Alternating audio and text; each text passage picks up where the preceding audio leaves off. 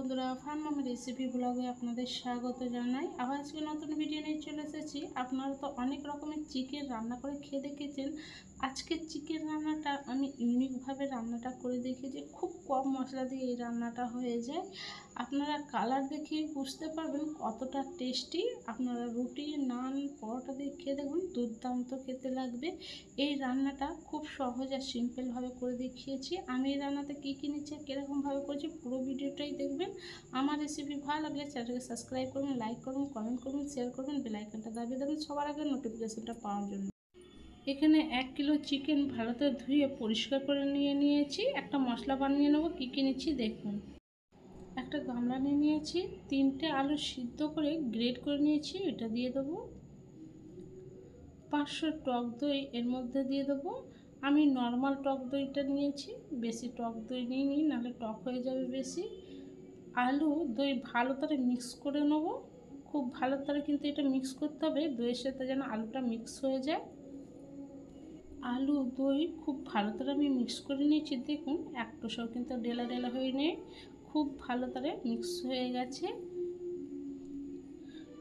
2 চামচ আমি রাঁধুনি নিয়ে নিচ্ছি। দেখুন এটা হাতের মধ্যে নিয়ে নেব, ভালো করে লগড়ে দিয়ে দেবো, ফ্লেভারটা ভালো করে আসবে।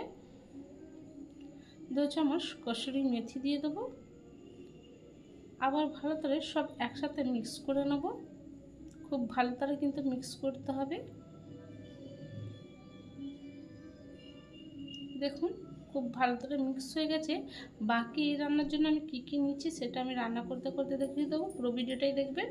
রান্না করার জন্য কড়া বসিয়ে দিচ্ছি, এর মধ্যে তেল ঢেলে দেবো। তেলটা খুব ভালো করে গরম করে নেব। তেলটা গরম হয়ে গেছে, তেজপাতা দিয়ে দেবো।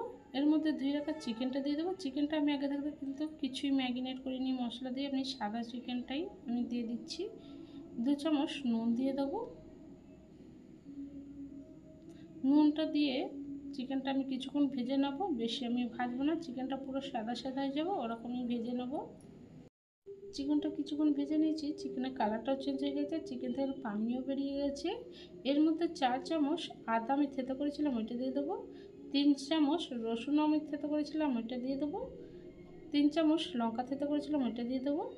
সব একসাথে আমি ভালো করে ভেজে নেব। চিকেনের পানিটাও ভেজে একদম শুকনো শুকনো করে নেব।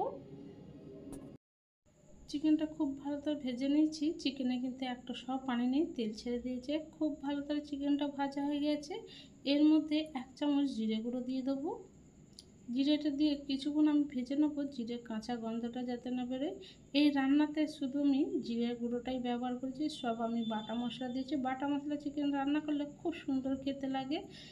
দইয়ের পেস্টটা যেটা বানিয়েছিলাম ওইটা দিয়ে দেবো। গ্যাসের ফ্লেমটা মিডিয়াম রেখে দেবো, নাহলে মশলাটা পুড়ে যাবে। গামলাতে অল্প পানি বুলিয়ে দিয়ে দেবো, যাতে মশলাটা পুড়ে না যায়। বেশি আমি পানি দেবো না, দই থেকে পানি বেরোবে। খুব ভালো করে আমি চিকেনটা কষিয়ে নেব। বেশ কিছুক্ষণ চিকেনটা আমি ভালো করে কষিয়ে নিয়েছি। দেখুন আমি অল্প পানি দিয়েছিলাম, তাও দই থেকে কতটা পানি বেরিয়ে গিয়েছে। 1 বাটি আমি এর মধ্যে চিলি ফ্লেক্স দিয়ে দেবো। সব একসাথে বেশ কিছুক্ষণ আমি কষিয়ে নেব, যতক্ষণ মশলা থেকে তেলটা ছেড়ে না দেয়। চিকেনটা খুব ভালো করে কষিয়ে নিয়েছি। দেখুন মশলা থেকে তেলও ছেড়ে দিয়েছে, কালারটাও খুব সুন্দরভাবে এসে গেছে। আর বেশি আমি কষাবো না, এর মধ্যে 1 কাপ পানি দিয়ে দেবো। আমি বেশি পানি দেবো না, এই রান্নাটা পুরো আমি মাখা মাখা করব। দেখুন এতটাই পানি দিয়েছি, আর বেশি পানি দেবো না। খুব ভালো করে চিকেনটা আমি ফুটিয়ে নেব।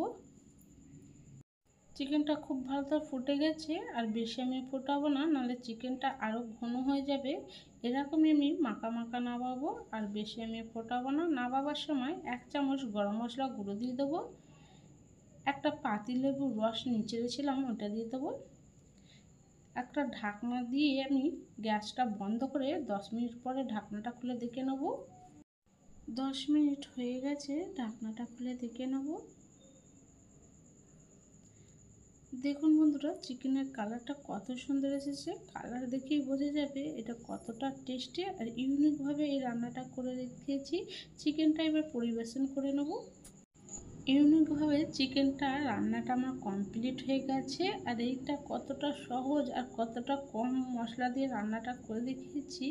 আপনারা বাড়িতে একবার এভাবে চিকেনটা রান্না করে খেয়ে দেখবেন, খেয়ে আমায় কমেন্ট করে জানাবেন। আমার রেসিপি ভালো লাগলে চ্যানেলটাকে সাবস্ক্রাইব করবেন, লাইক করবেন, কমেন্ট করবেন, শেয়ার করবেন।